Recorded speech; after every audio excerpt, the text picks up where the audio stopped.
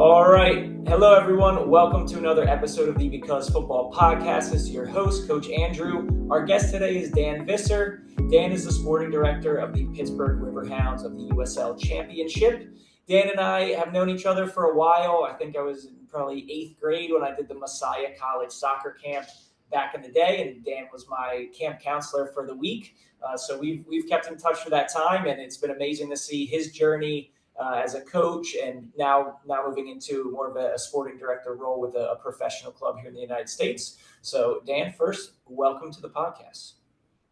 Thanks, Andrew, and hello, everybody. That's a great introduction because I didn't remember that's how we kind of, maybe we had met a little bit before that, but that's because I was trying to think, even as I was thinking about doing this, interview with you, like, how did we know each other? And I think you were friends with some of my sister's friends. So those guys were like teammates of mine, and we did the camp that summer. And I think there's also the Westchester connection, right? So from Westchester, PA, where you're from, and I was from, so we kind of had that data. But yeah, that was it initially. And then I think we reconnected when you took the role at Eastern, where I had played, and you're at United Sports in that role. And I remember doing some coaching and like sales stuff for United Sports. And then then I think you got your first college role, and just kind of quite a journey. And then obviously there, with that Messiah connection, you guys are super. How many national championships? How many rings? How many fingers? I was part of three. My first 3 seasons. Yeah. Anyone maybe from outside of the U.S. or even in the U.S. who's not aware, when you talk about college or university soccer in the United States, Messiah, both on the men's and women's side, you got to argue is probably the most successful by the numbers, and certainly just in terms of reputation and status, just perennially involved. And you were in kind of a sweet spot where it seemed like every year for 10, 12 years, it was, if you guys didn't go back to back, you were going to win that next year, and multiple guys left with multiple rings. So then maybe something in the water over there in Grantham, PA. What is it that kind of like you think is the foundation of that type of success that you guys were a part of? I think that a lot of things when it comes to teams or organizations or anything like that is leadership. And so I think so much of that credit goes to Dave Brandt, who really, he didn't start that program. I think the program was very good under Leighton Shoemaker prior to him. And then when he came in, though, it took it from a good program to really a great program. And exactly identifying what that was. I think it's standards probably first and foremost. And I think it's vision, and it's just kind of believing what's possible. And so that's a lot of what I would attribute it to. I mean, I felt it from like even just a week at camp when I was a kid. I could kind of feel something going on, and then just knowing people involved with the program. Like, I think the interesting thing too, when you talk about that type of success and what makes it impressive, is you look at professional sports. It's difficult to compare because for professional sports, you can build more consistency. You have money and salary involved. So we look at like a Man City right now, who's won 2 or 3 Premier League titles in a row, where you look at Bayern Munich and PSG, like teams that are really dominating. Well, there's a lot more factors that go into that. Whereas for college soccer in the U.S., you know that your team is going to be constantly changing. You only get guys for 4, maybe a 5th year. If they redshirt, you don't have as much of the financial aspect, even in Division III, without the ability to offer athletic scholarships. So I think that makes it more impressive, the amount of turnover, but still being able to stay consistent. What do you think in particular that you would want to share with our audience that is maybe you've taken with you throughout your coaching journey? Yeah, I think from that experience generally at Messiah, and when I speak about Messiah, if I talk to maybe even like families now or whatever that are maybe interested in Messiah, it's hard for me to separate the soccer team from Messiah because the soccer was such a part of my experience. And so I didn't have an experience that was without soccer there. And so really when I talk about that experience, I'm talking about my experience with the soccer program, and then particularly with Dave Brandt's leadership. So I think it's what I said previously, just in that it's standards, it's vision, and it's like believing what's possible. And to talk about that consistency, you're right. There's unique challenges within college soccer. There's unique challenges within Division III college soccer.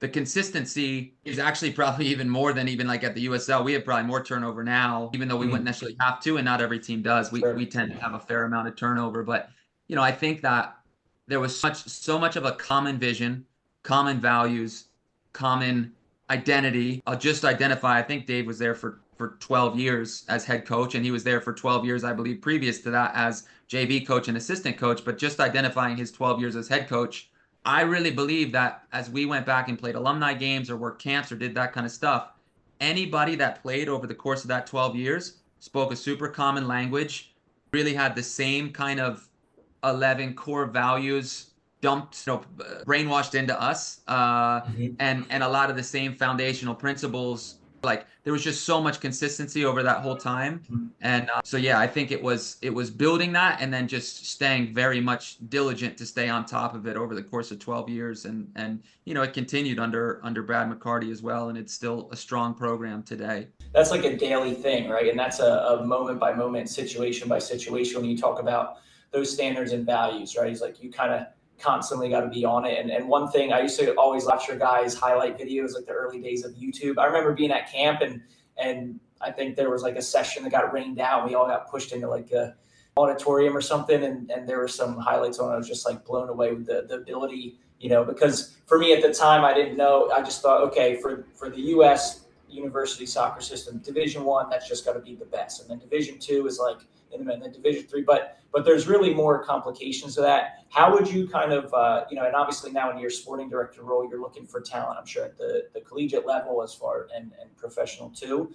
How would you maybe in a nutshell explain to like a kid coming up, maybe just entering high school, and parents, like how to kind of visualize or understand maybe in a quick version the differences between divisions 1, 2, and 3? No, I think that there is some overlap, but I do think generally like Division I is going to be your strongest division, especially when you start to look at the top schools, whether that's the ACC schools or you've got a handful of other ones that really kind of dominate year in and year out. And I would say that like if a player is looking to play professionally, that's probably the best course for them to take. We bring players into combines and different stuff like that who are not only ACC players, but top ACC players and All-Americans or whatever. And the jump to the pros is significant. And so, it's not everybody is going to make it. So I think really what I would say and what I was after, and I'm pleased with the decisions that I made in terms of selecting colleges, was what's the experience going to be like for me?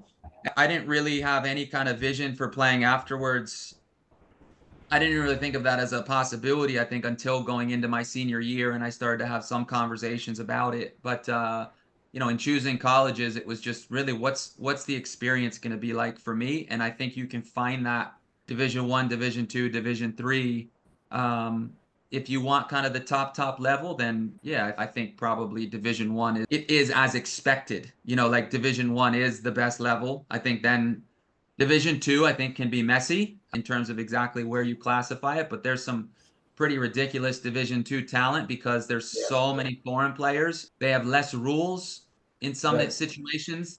And so you'll end up with teams like a Franklin Pierce that has 28-year-old, former pros from Spain, and like they're playing up against the 18-year-olds and 19 and 20-year-olds, and it's just a different game. And so that's where Division II is interesting, and NAI has a lot of that same kind of, has even less rules, I would say, and so you get some really phenomenal players out of NAI. And then Division III doesn't have the athletic money, but on the men's side, there's less athletic money going around, particular to the American player, and so you end up with some pretty good talent at Division III then as well.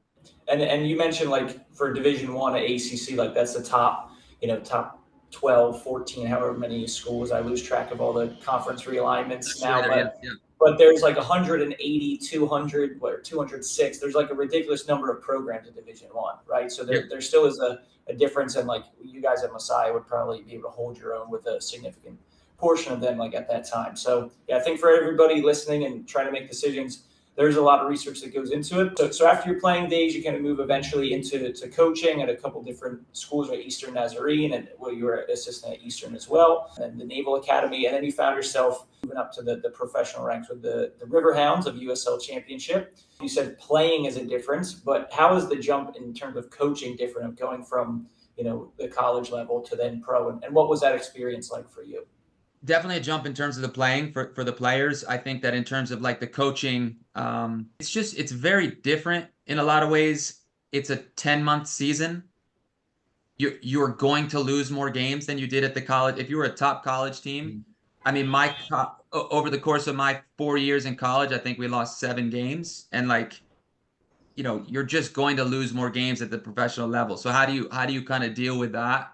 I think during a college season, you can kind of give up life for 3 months, and then you've got the rest of your 9 months to kind of live. I think at the pro level, it's finding ways to kind of have a little more balance in season, because otherwise if you're talking 10 months, and really then it's a 2 month sprint in the off season to try to get ready for the next one. So I think for me on a personal level, like there became more balance outside of the game than in, like, I think if I was in a college season, it'd be 3 months out of the year, you're in it. And now it's like, Yeah. okay, I've got other stuff going on as well, and that's okay. And it's less of a sprint in the season, because your typical week is going to be a game on a Saturday and then not another game until another Saturday. And you'll go through some busier stretches with midweek games and Open Cup stuff and some different things. But by and large, a lot of your weeks a lot of our weeks were game on Saturday, off Sunday.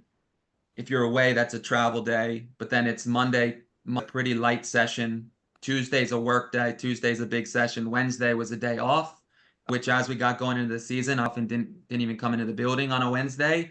I cut some video at home, but that was kind of a nice day for me to rebalance myself. And then Thursday and Friday, training, game Saturday, and then it would repeat. So that was my cycle as an assistant coach for the first 7.5 years that I was here. Sound like a big, like you said, the off the field was kind of a change to manage, but that affects the on field, or like the performance within the club, right? Because if you're feeling scattered and pulled apart, it's difficult, on a personal level to come in and kind of offer your best. Or how would you describe like the level and the context of USL Championship, which is a designated like Division II status within the United States?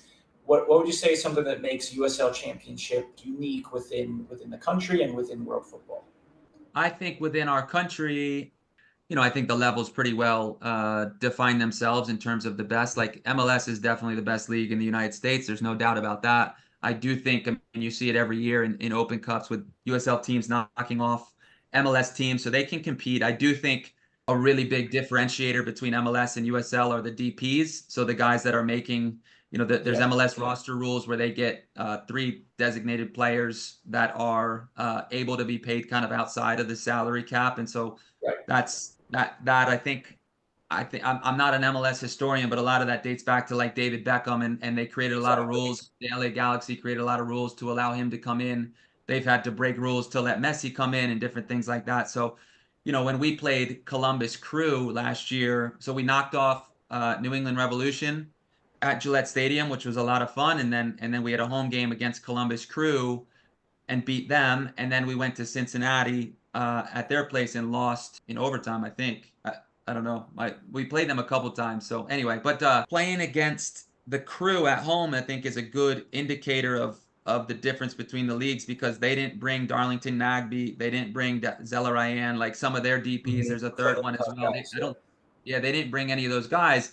And so then, if you don't have those top guys, I do think the level is more comparable, especially when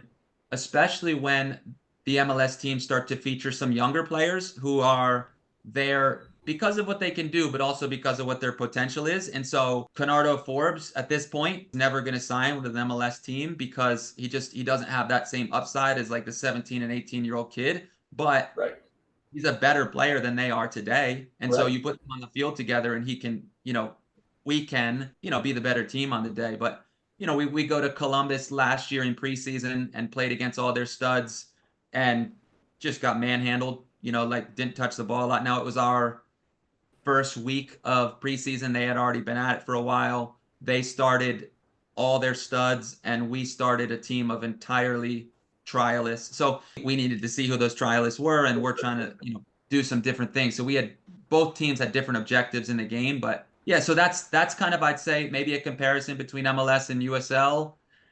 In the United States, I think in terms of the world game, I do think that the USL is starting to be seen. The USL is starting to participate more and more in the outgoing transfer market, and you're seeing some players that are being transferred to Europe for some large sums. That is an objective of mine, is to begin to put the Riverhounds into those types of situations where we're actually able to make some financial gain on players that come through here. Right.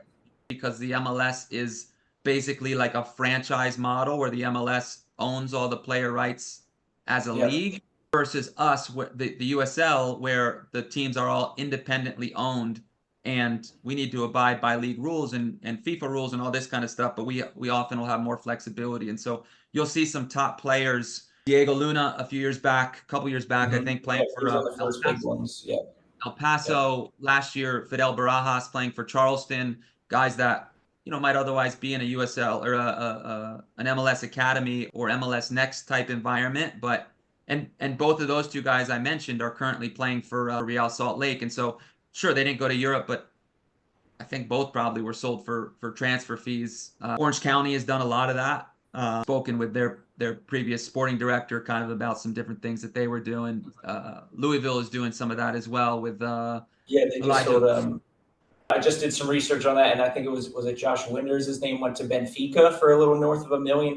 Like, so that's significant because at the level of football that you guys are at, when you're talking about, and you obviously have more insight, and it's something I'm curious about. But I even look at other countries abroad, whether it's in a lot of countries, it's even the first division. There's a lot of turnover, but especially those second, third divisions. Like a 1-year contract is probably the majority of players, right? Most of our players are on. Most of our players are very standard we almost never do. I don't know that we've ever really done a 1-year contract. Maybe just kind of here and there. It is generally a 1+1, meaning that second option is or that second year is a club option year where there's a pre-negotiated second year salary. If we choose to pick up his option, then we have to pay him that amount. And there's value tied to all this kind of stuff. So you might be able to, if a player really wants to kind of potentially move in a year, you might be able to get him for less on a 1-year deal. Some players want kind of guaranteed stuff. And so all of that goes into the negotiating process when you're talking with the players' agents and the players themselves. But we as a club, like because of wanting to maintain some levels of consistency, we like to have the option to hold on to guys for a couple years. Mm-hmm. Yeah. And so whether it's that aspect of contracts or, like you said, with Diego Luna, with Barajas, and some of the guys in the last couple of years for USL, in a lot of world football, even getting a transfer fee is kind of unique. We see it as like the norm because we see it in the top leagues and it grabs the headlines of the Man Cities and now Newcastle and things throwing money around. But for a lot of those second tier, third tier leagues, in a lot of cases, there's just not that extra cash to go around. So just the fact that players are making the jump to MLS, that are making the jump to Europe, and they're valuable enough that clubs are saying, hey, we need this guy now. Like, we think he can make an impact, I think is a great sign of how the league is growing.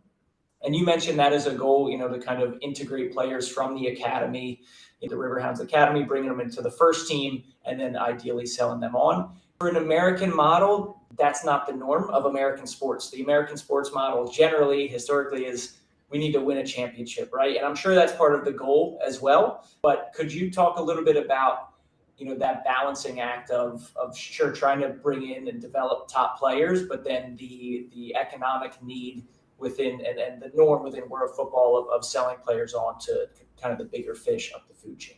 Yeah, it's definitely a point of conversation kind of within our club right now because the goal is to win a championship. Like that is very much goal number one. And then I think we're trying to figure out where everything else falls in line behind that. And that probably becomes a conversation with ownership directly with like, are we willing to sacrifice some of that goal, for the sake of getting young players in and whatever it may be. I'm a big believer in this is a Dave Brandt influence thing, but this genius of the and where it's like, no, let's do both. Let's not sacrifice winning a championship to try to get young players involved, but let's still get young players involved. And so let's do both of those things. The league has recently created a new roster rule where at home games you can actually dress 2 players that are, I believe it's 17 or younger, and maybe are part of your academy setup. It means that young academy player is not competing against that 25-year-old college grad for those last 2 roster spots. Mm-hmm. So it kind of gives them a cleaner pathway into the first team.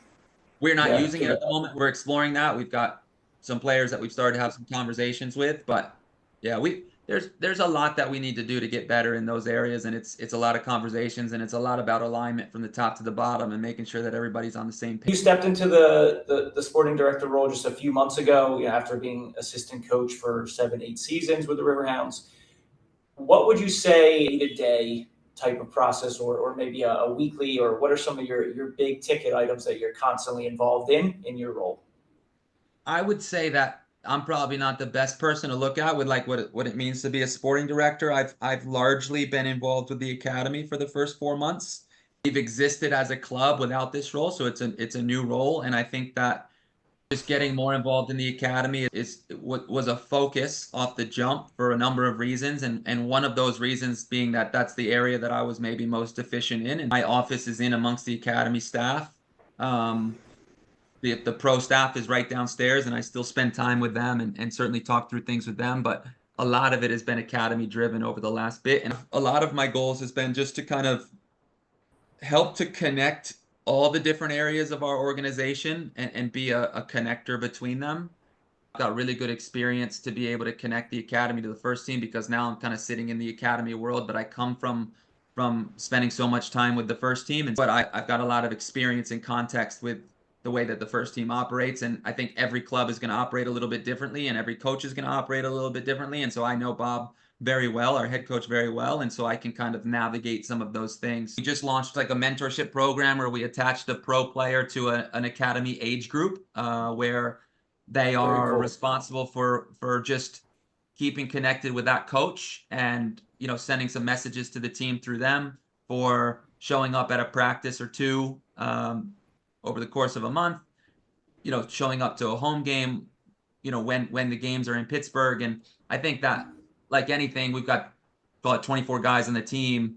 Different players are going to treat it differently, but I think they'll all do a good job with it. Some will do more than others, but yeah, that's the goal of just investing in those kids, for one. I think it's also trying to add some humanity to the pros, because I think that there's this idea that the pros are superhuman, right? That they're not real people that were once 8, 9, 10, 14, 17 years old, and they all were, right? Yeah, other stuff as well, appearances at our training stuff, getting some more players into our first team training sessions. We're going to this year get some females, some of our girl players into our first team training sessions, which I think will be cool. For some of the younger players, it's apprenticeships where they're not actually in training, but you're picking a couple guys from each team that get to be around the team. They get to help out with some equipment. We put them to work, but then they get to jump into the rondo ahead of time, and Kenny tries to meg them, and everybody has a good time. So, there's a lot of stuff that we're trying to do to just like get those two groups integrated more.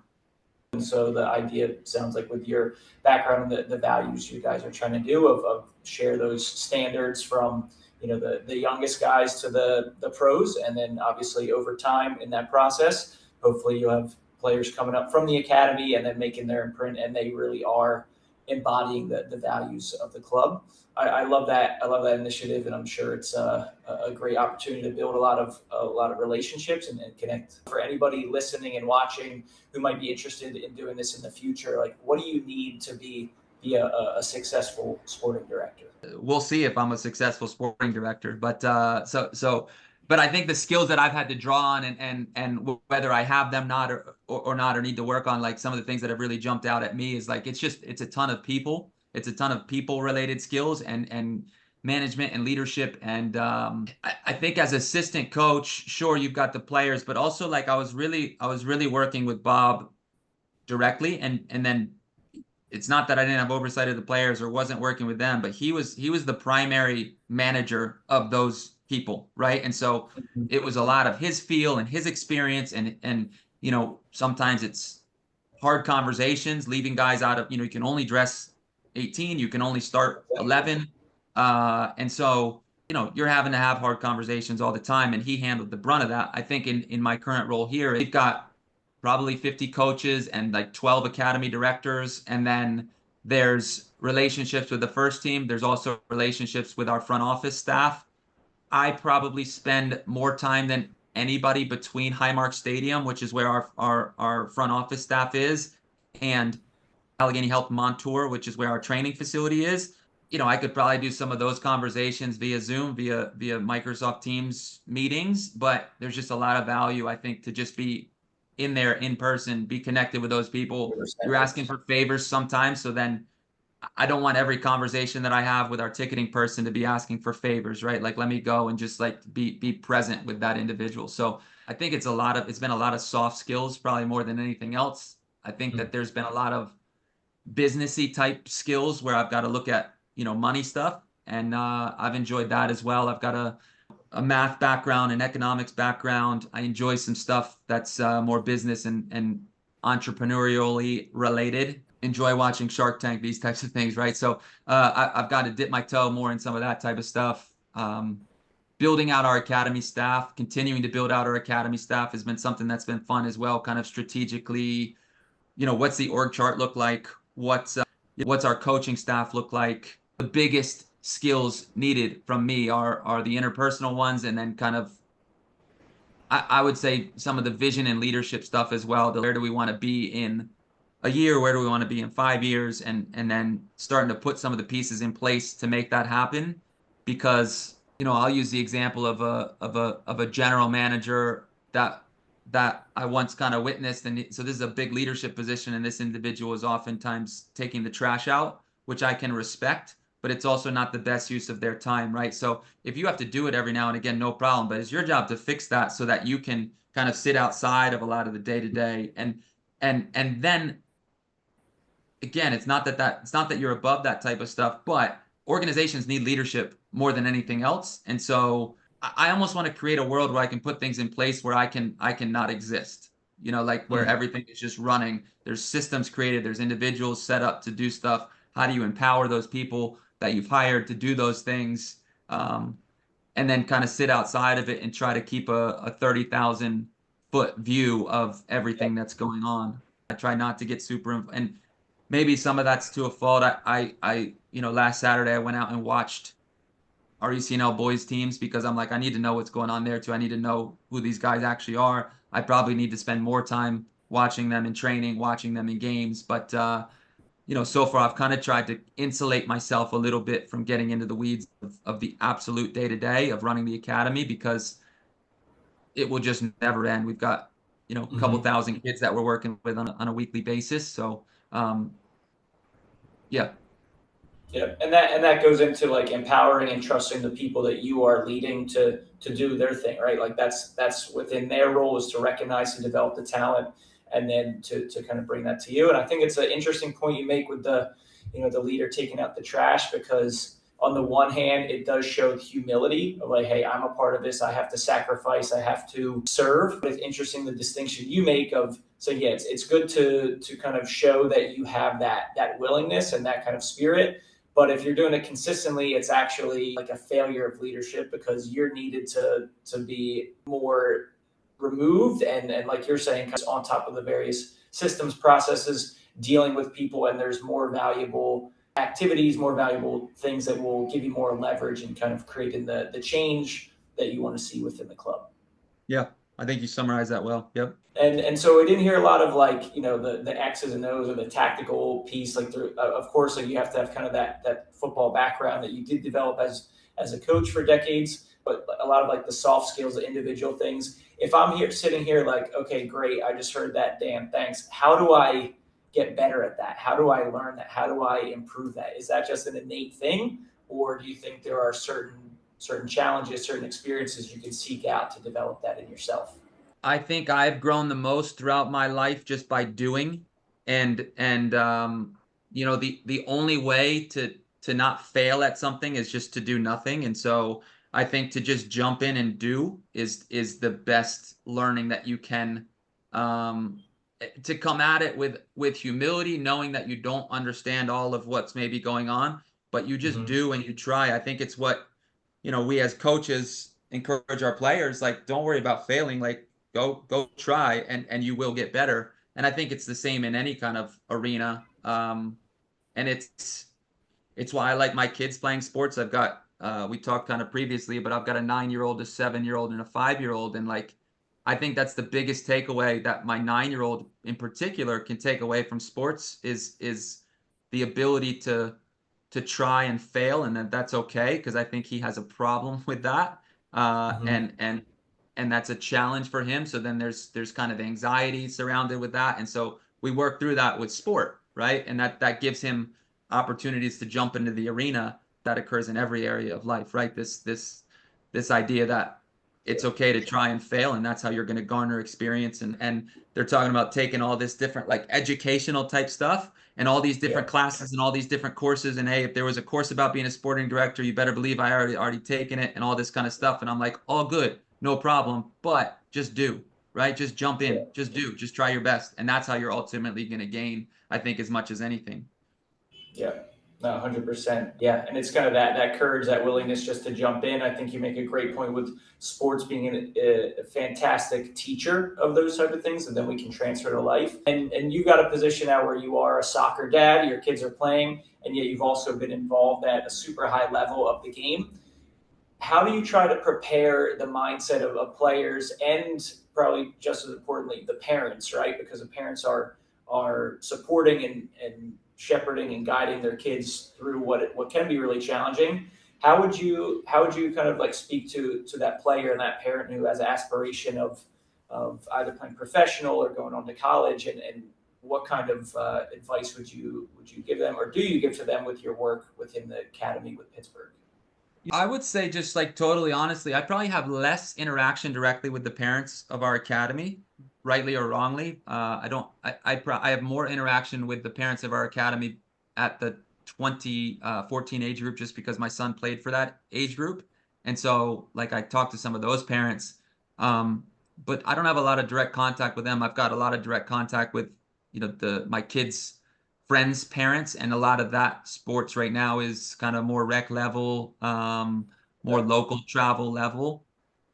Um, and some of that is out of a desire to maintain perspective kind of within my own family, that like, why are we playing sports? And I think, one, we're playing sports because they're fun and my kids enjoy them, and so that is an end in and of itself, in my opinion. I think a lot of the learning that I already expressed with dealing with failure and anxiety and that type of stuff. You know, Kobe, my 9-year-old, pitched 2 nights ago. We didn't touch a baseball really all winter. He pitched a little bit in the fall and really struggled, like just couldn't throw strikes, this kind of stuff. And like, to just see him out on the mound, like he's going through it, and like everybody's looking at you, and the coach is kind of, it's a scrimmage, and the coach is standing behind him calling balls and strikes, and kind of looks at me like, do you want him to keep going? Do you want to pull him? And I'm like, it's up to you. He kept going, and at some point we're like, hey, last batter, like, we don't want too many pitches in the opening game. So that's kind of an out to kind of get them out of there. And you're also trying to just get through a first scrimmage, and it's their first year of kid pitch, which is always a disaster, because they go from coach pitch to kid pitch, and strikes are few and far between for a lot of kids and this kind of stuff. But I think it's remembering, my advice to parents is remembering why we're doing it and trying to maintain some of that perspective.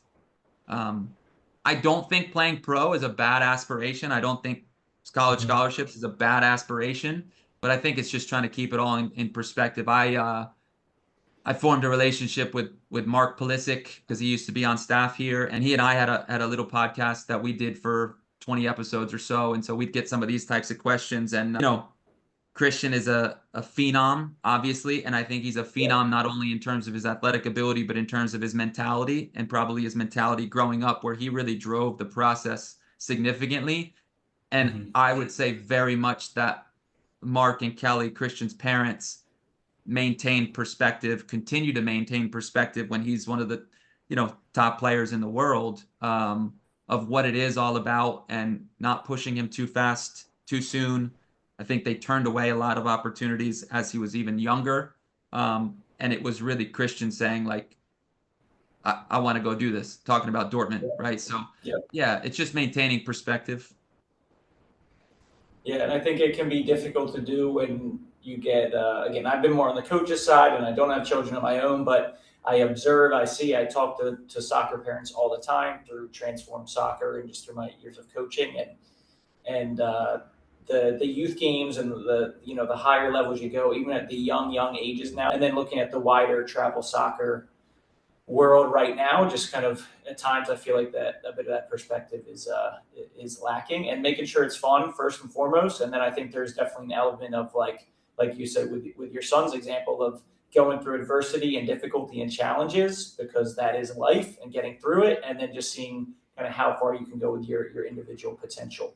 Definitely think it's something that I think there's a lot of parents looking for support with that as well, because I think it can be tough to lose that within a team. You could have the one parent who's, yeah, it's like college or bust, and others like, hey, as long as Johnny or Susie's having fun. And I think some parents feel themselves in the middle, and so appreciate your insight on that.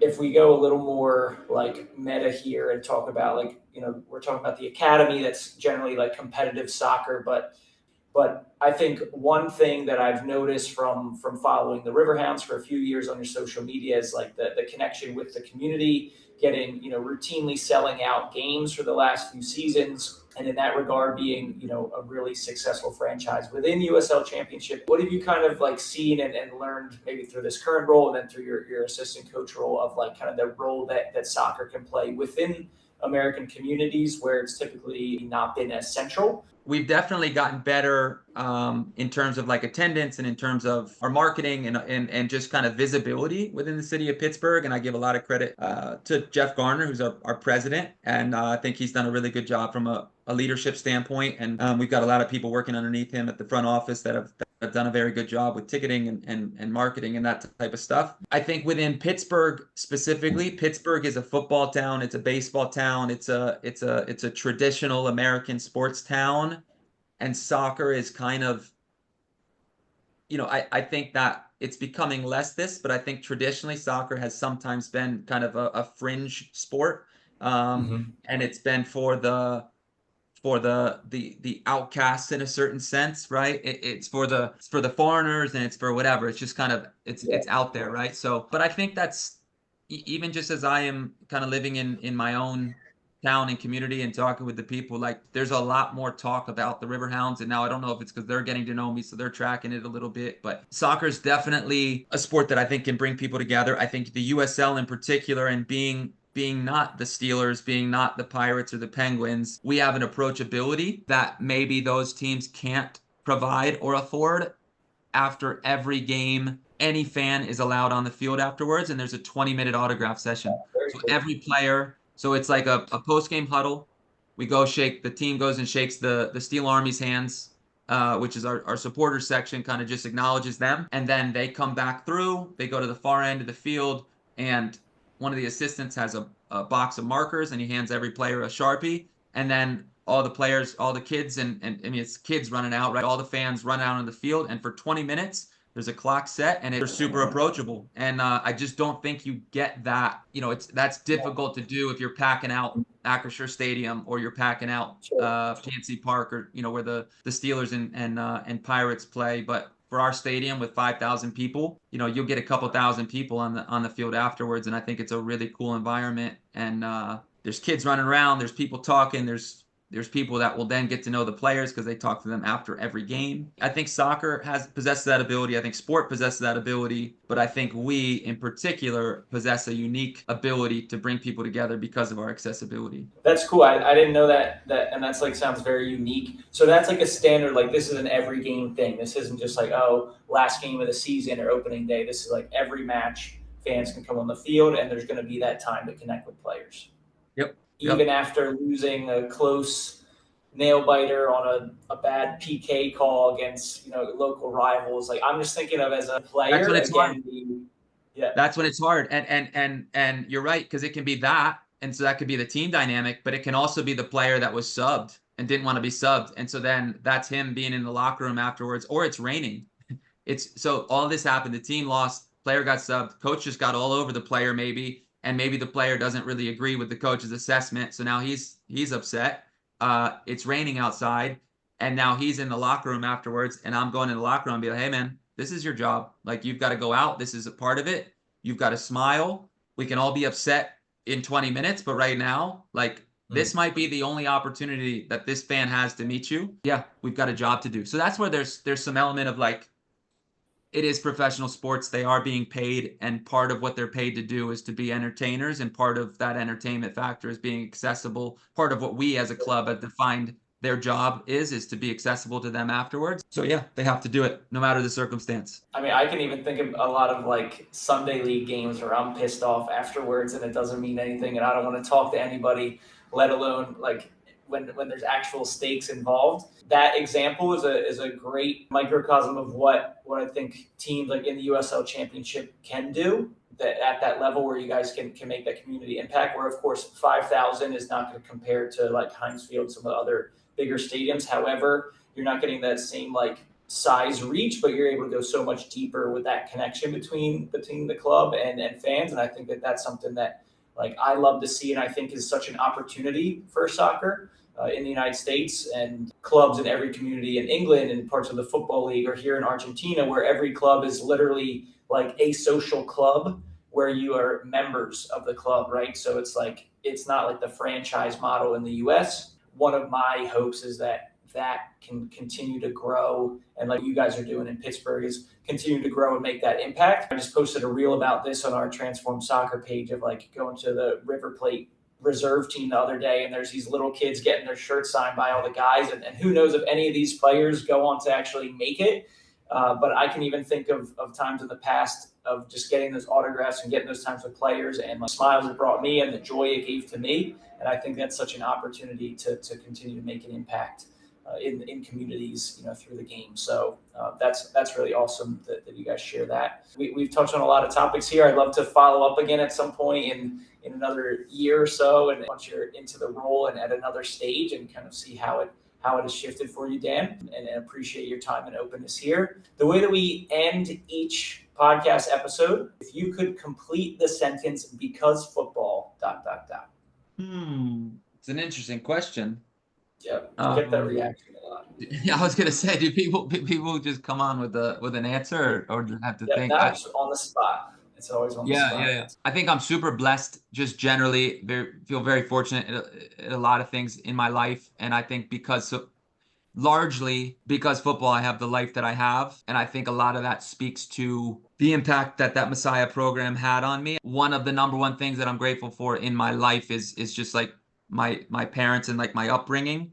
And I think that my parents just set me up for a lot of success in terms of, if I was going to mess stuff up, that was going to be on me type of thing. But I think then going to college, I think it was a really big kind of experience. And I think it is for a lot of people, but in terms of just like growing up and really seeing what's possible and raising my own standards for leadership and that kind of stuff. So I would say because football, I have the life that I have. Awesome, man. Yeah, I can resonate. That's a big piece of what we like to jump into here with the podcast, with the YouTube channel. It's like how the game has kind of shaped and impacted our lives because of this round ball that we have crazy passion for. So we appreciate, Dan, everything you shared. We'll include your contact information in the description. Appreciate you being on, and wish you success in your role here of building a strong, productive academy with the Riverhounds to eventually lead to that USL Championship trophy. Cool. Thanks, Andrew, and thanks everybody for tuning in. All right, everybody. Thank you for watching, and we'll see you on the next episode.